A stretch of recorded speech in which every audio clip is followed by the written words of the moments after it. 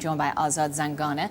He's a former UK Treasury official. These days, he's a European economist at Schroder Investment Management. Joins me now. Good to see you. Thanks very much indeed for coming in. So you're seeing that we're talking about a slowing inflation here in the UK, but mustn't forget that we're still at more than double the Bank of England's target, more than 4%. Absolutely. Inflation is still high. And I would suggest that the slowdown that we've just seen could be very, very temporary. It seems that the onus is suggesting that there's been an early start to the sales season this summer, which has helped bring down inflation. But of course, that is a temporary effect. And so next month we should see a pickup in inflation as a result. And as you sort of already mentioned, in France, we are seeing higher inflation come through. And that is because of energy prices. You may remember that British Gas has just announced that they will be increasing prices on gas and electricity. That's still to come. Yeah, OK. So, and just a quick one before we move on to Europe, just another quick one on the UK. So you said you're expecting a pickup. What are we looking at more than 5% by the end of the year? I don't think it'll get to 5%. And I think that the figures today help us not reach that number. But the Bank of England is still warning that the 5% is a reasonable number that we could reach. OK, so we're talking about France. You touched on France, their inflation quickening to more at the fastest pace in more than 2.5 years. I guess this creates something of a dilemma for the European Central Bank because, you know, we're seeing inflation rising in some Eurozone countries, but a great deal of instability elsewhere. Absolutely. I mean, the European Central Bank has, for some time now, said that it feels it can separate out the two policy areas for themselves.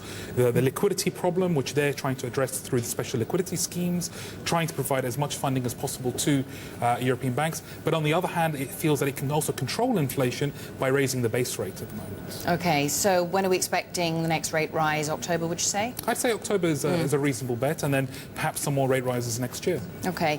Now, if we look at a little bit more broadly at what's been happening in the markets right now, how critical a period are we in terms of Italy and those? We've always talked about the threat of contagion, the situation in these smaller countries engulfing the larger Eurozone countries like Spain and Italy.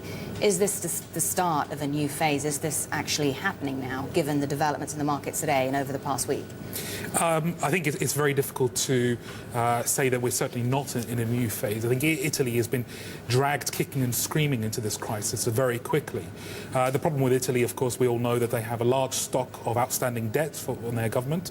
But what they do have in their favour is that most of that debt is held by domestic investors.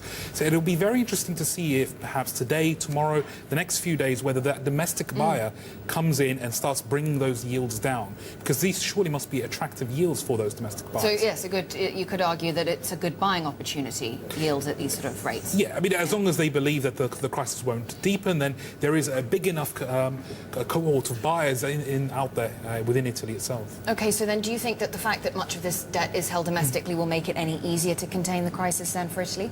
It depends whether they can encourage the banks in Italy to come in and buy more of these bonds, or even domestic investors. Because ultimately it means that the sell-off by foreign investors, because those are really the people who are selling those off, if they're a small part of the market, then they'll have a much smaller impact on the price and yield. OK, and of course we've got talks, negotiations still underway. We're into a second day of talks at the moment, and we're getting reports about the possibility of expanding the Stability Mechanism Fund, essentially to make it much more flexible, perhaps expanding its remit so that it can buy back bonds on the secondary market. Is this a good thing? It would be a good thing, because effectively it would mean that they are buying these bonds at a discount to par. Which means that if at a later stage they decide to write off some of the debt for Greece, they wouldn't actually make a loss. OK. So, I mean, in terms of, I mean, we're getting different voices, reaction to this. We've had Germany opposing it all along, France indicating that it might be OK with it. Do you think that we will still see much more wrangling to come before they settle on any solution, whether it's this, bond buybacks, or indeed something else? It's interesting because the governments now have a bit of time to spend debating this policy further. But on the other hand, you've got the market now really attacking Spain and Italy, putting more and more pressure on these governments to come up with a solution. And I think that's actually quite a good thing. It's important to try to get this situation resolved. Let's not drag it out to September for the IMF to come back in and threaten once again to withdraw funding for Greece. So do you think that when we look at the situation in Greece, are we starting to see more moves moves towards addressing the solvency problem? Yes, no, absolutely. I think that the earlier proposals from the French government about rolling over part of the debt, I think it was very clear that a solution for only 30 billion euros compared to 300 billion euros worth of debt was always going to be a stopgap at best. They need a much wider, much bigger solution for the problem in Greece. I mean, you seem to be alluding there that this pressure coming from the markets is actually a good thing because it will force a solution, but it also means that, you know, European leaders, negotiators are up against a timeline, effectively. Why does the market have to force their hand every time? This has been going on for more than a year and a half. Why can't they get ahead of the curve? Well, it's because there are a number of incentives, very differing incentives for many of these governments, and I'm afraid that they will drag different negotiations into this crisis when they have to agree any kind of position. That's just the nature of European politics. I mean, you're saying that a move towards bond buybacks on the secondary market would be a good thing.